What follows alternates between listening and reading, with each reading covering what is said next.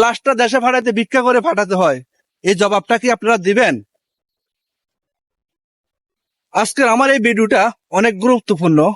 আমি চাই আমার সকল প্রবাসী ভাই এত শেয়ার করবেন, ভিডিওটা যেন সকল মানুষের কাছে পৌঁছে যায়। আমরা ইতিপূর্বে দেখেছি আমাদের দেশের জন্য অনেক কিছু করছে, সবাই যে আসে তে দেশের জন্য শুধু কাজ করে থাকে।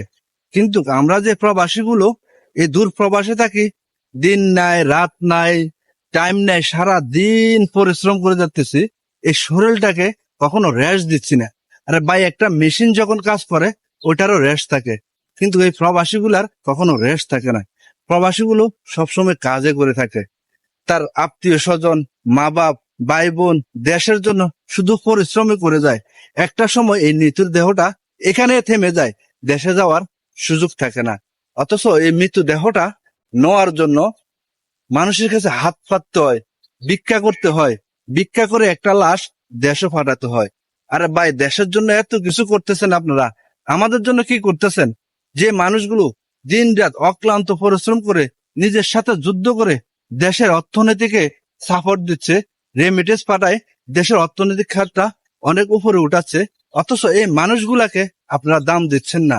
আর যে মানুষগুলো বাংলাদেশে বিএপি প্রটোকল পাচ্ছেন, বিএপি এয়ারপোর্ট ব্যবহার করছেন, বিএপি সবকিছু আপনারা সাপোর্ট খাচ্ছেন, কিন্তু অর্থটা আমাদের, ইনকামটা আমাদের, আমরাই পাচ্ছি না।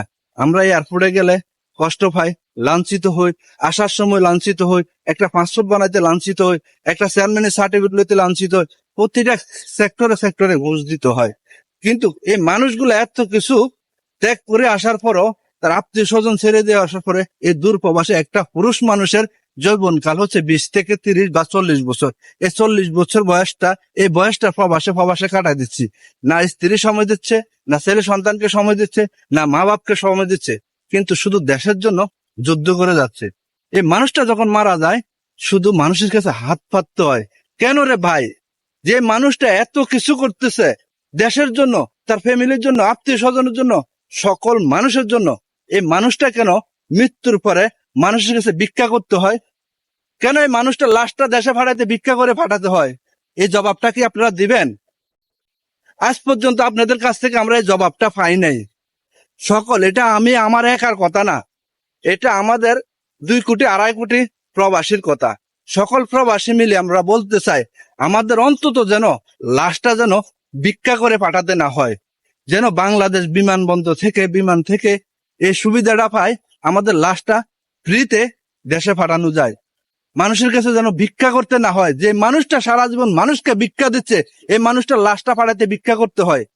আমি চাই সকল প্রবাসী এই ভিডিওটা বেশি করে শেয়ার করবেন, প্রত্যেকটা জায়গায় মানুষের কাছে ভিডিওটা পৌঁছাক, অন্তত আমাদের এই প্রবাসীর লাশটা যেন ভিক্ষা করে পাঠাতে না হয়।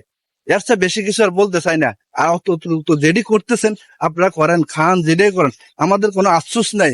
আফসোস এটাই, আমাদের লাশটা যেন অন্তত ভিক্ষা করে না পাঠাতে হয়।